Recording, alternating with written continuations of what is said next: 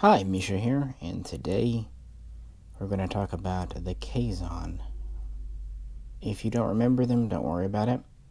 They were not very memorable from Voyager's first and second seasons primarily. We have two models here from Eaglemoss. This is the Raider, which also really could do double duty with a little modification to be the fighter. It's been out for a while, and it was the only Kazon ship we had until right now, 2022. They finally released the larger ship.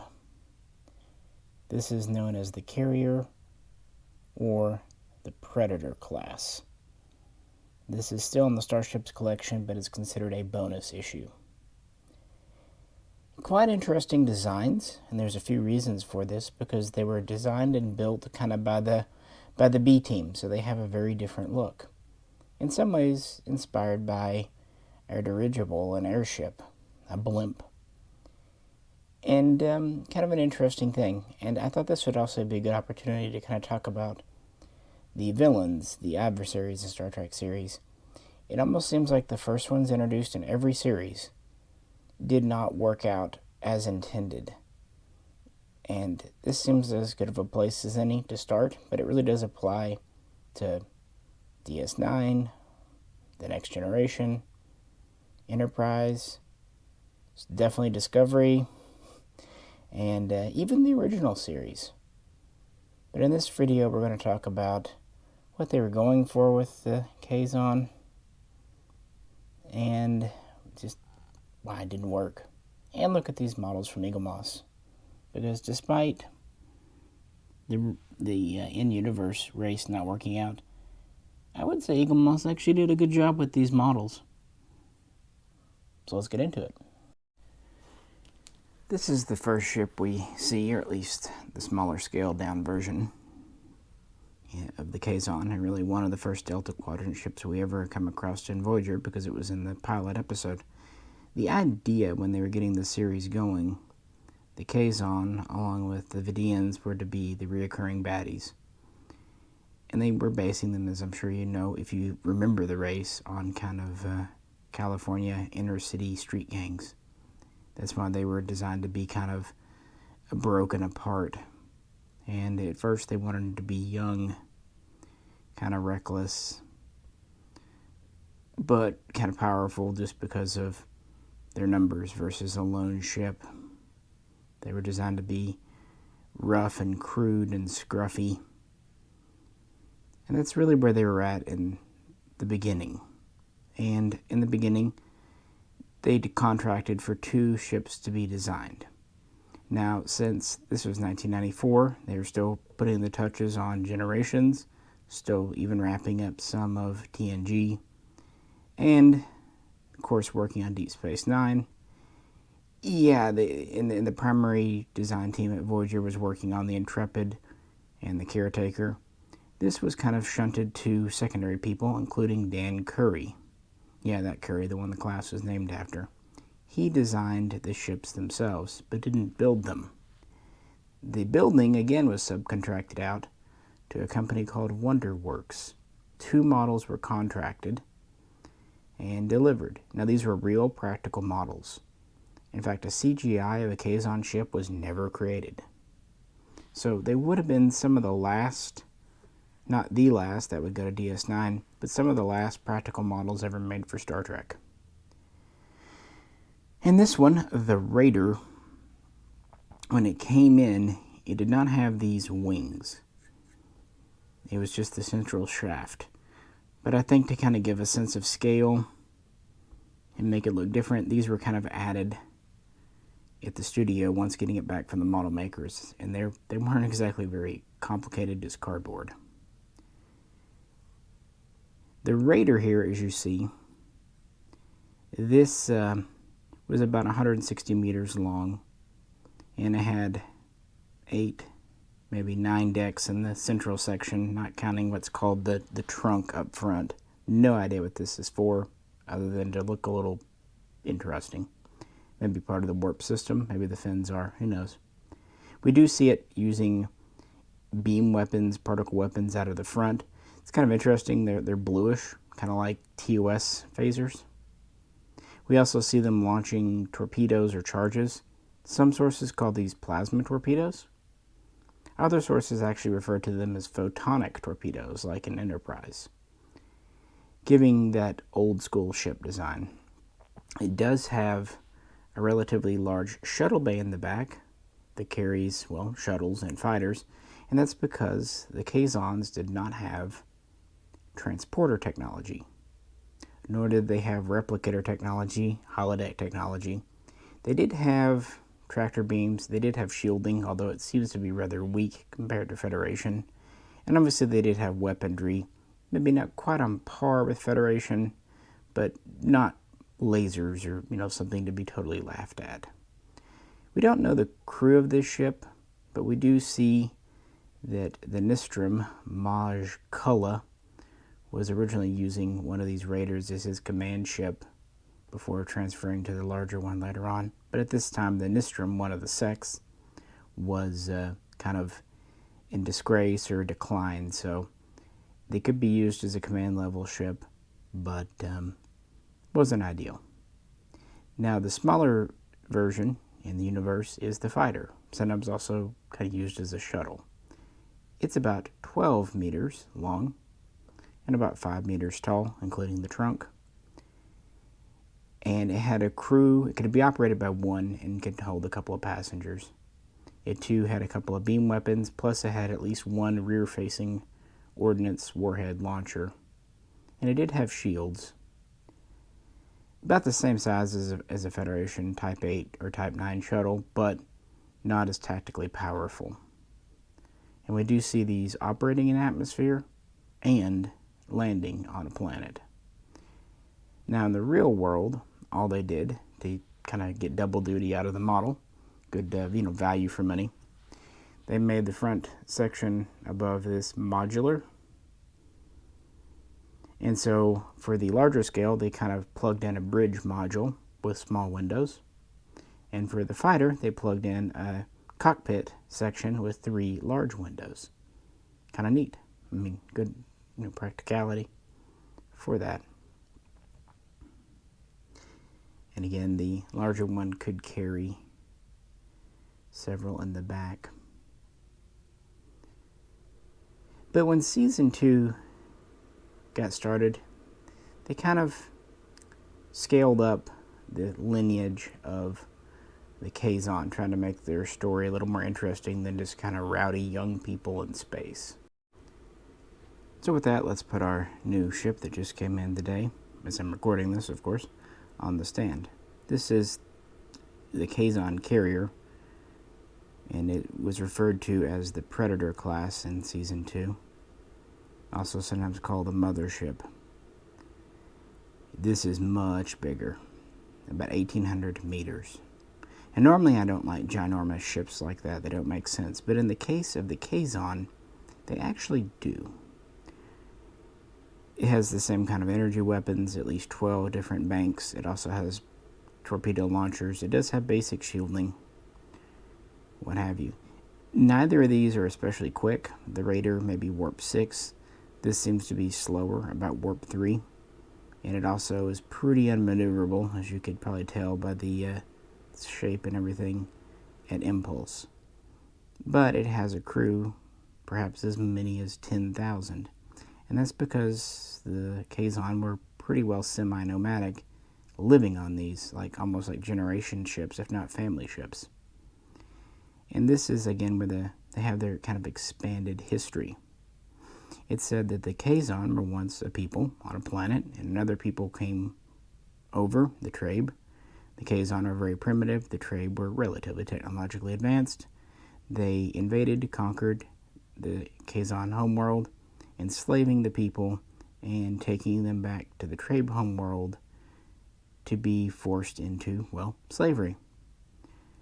And after oppression, they were pretty much treated like shit, and they were approached by the Trabe with a divide and conquer attitude of pitting the Kazon against each other, so they never uprise and fight against the Trabe. Gee, I'm glad no one in the real world does that to people, right? But eventually they had enough of it in the Federation year 2346, and a famous Maj of the Kazon gathered all the sects together, and they overthrew the trade. Kind of the problem with having an enslaved people doing all your dirty work.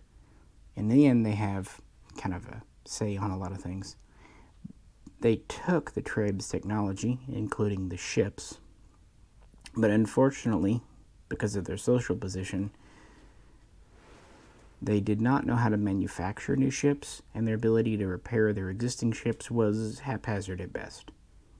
They also did not inherit some specialized technology like medicines. So yeah, it's kind of a little iffy. And again, the trade were advanced, but yeah, and this was their trade's dirty little secret. None of the others in the Delta Quadrant seemed to know much about this. And it did make them more interesting, but not enough. It's said that after the overthrow, the Kazon quickly went back to fighting each other, devolving into 18 sects, each of which kind of had its own little bailiwick, fiefdom. The Kazon Ogla were one of the first ones Voyager encountered, and they had control of many of the ships. The Nistrum became the ones towards the end, and their benefit was their leader was screwing rogue Cardassian, so that kind of helped them out a little bit there. But this was the big ship that they traveled around on, and since they did not have transporter technology, it makes perfect sense that they would need larger ships for people, cargo, and large shuttle bays would be very important. Think to kind of the pre-NX era in Enterprise. You've got to have ways to get up and down. And while the Raider maybe could land on a planet, I don't foresee the Predator, the carrier here, landing. And these were kind of the big icon ships. But yeah, let's take the models off the stands. The Predator stand here is quite interesting.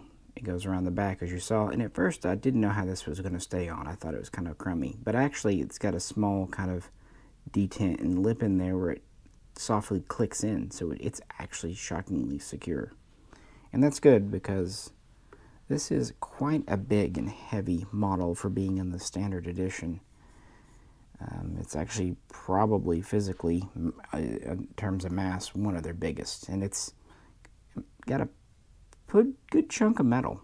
The rear's metal, the bottom where the detailing, that's plastic, but then this top turns into metal. So basically the front head is plastic, and then the middle and back are metal, excluding the fin.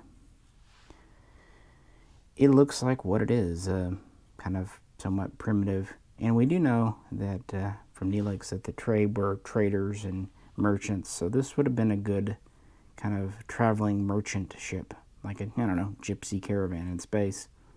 So it was probably used to transport goods. They were slower than the Raiders. Warp 3 is kind of what Beta Canon says. So that's quick enough for a trade ship. We know that from Enterprise.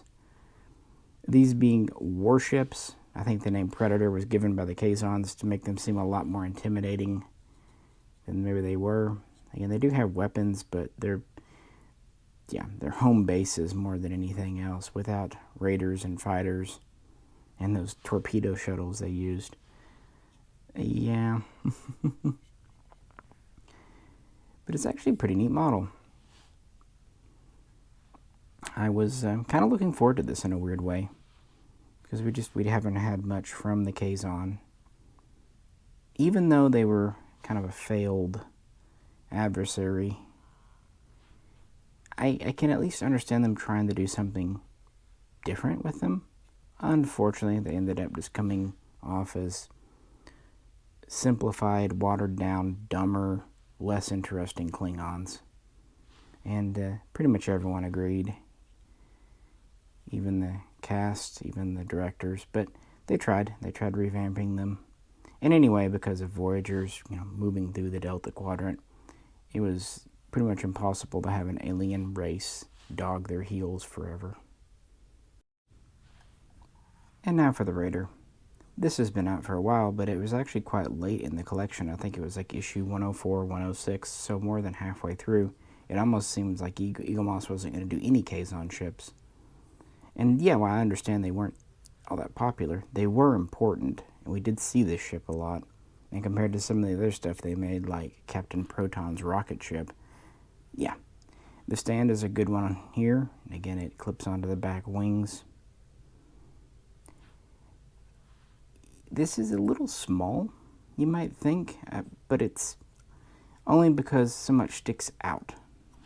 The wings, there's 4 of them, they're plastic, which, considering on the studio model they were cardboard, that's not exactly an attraction. But what's kind of neat about this, the whole other bit is metal. Even you would think this would be plastic down here, this trunk. It's not, it's metal, and it's a solid casting. So even though it's not the biggest model ever, it's not as small as like the TOS remastered ones. It's actually very heavy, especially in the front because of the nose. I actually think it's a really neat design. And very alien. You can tell they were trying to, they were moving to the Delta Quadrant. They were at least trying for alien ships this early on in Voyager. This isn't just kind of your typical bird motif or generic Alien 4 motif. There is a certain coloration, lineage. And again, I get what they're going for with these being far less advanced than Voyager, and that gives them the temptation to trade technology for help. But I think it was a concept that probably worked well on paper.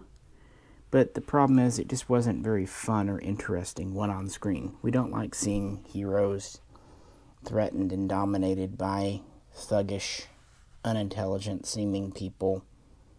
For one episode, it might be okay, but I think as a whole, people like intelligent villains. Even if the Kazon had been technologically primitive, if they had been intellectually there, I think, yeah. For example, for me, one reason I really like the Romulans, even when they're underdogs, they're intelligent about it. And several other races can be said to be the same. However, I do like these ship designs. And at least now we have the 2. Maybe one day they'll do the torpedo shuttle, but I don't really care. I did want to get the carrier to go alongside the Raider. And, yeah, that was neat. Add it to the fleet of Janeway's friends she made. Of course, later on in Voyager, they would come up with the Borg as an adversary and the Herosian, a few others. But this was their earliest efforts along with the Vidians, which they've done 2 official Vidian ships in the Eaglemoss series. Plus, there's a 3rd one in the series that could be counted as a Vidian ship because it's a model reuse. And the Kazon definitely had more screen time than the Vidians, even though the Vidians, too, were a more interesting concept and maybe a little better executed. But let me know what you think. To me, this does seem like a trade ship the trade would have used, and this seems like a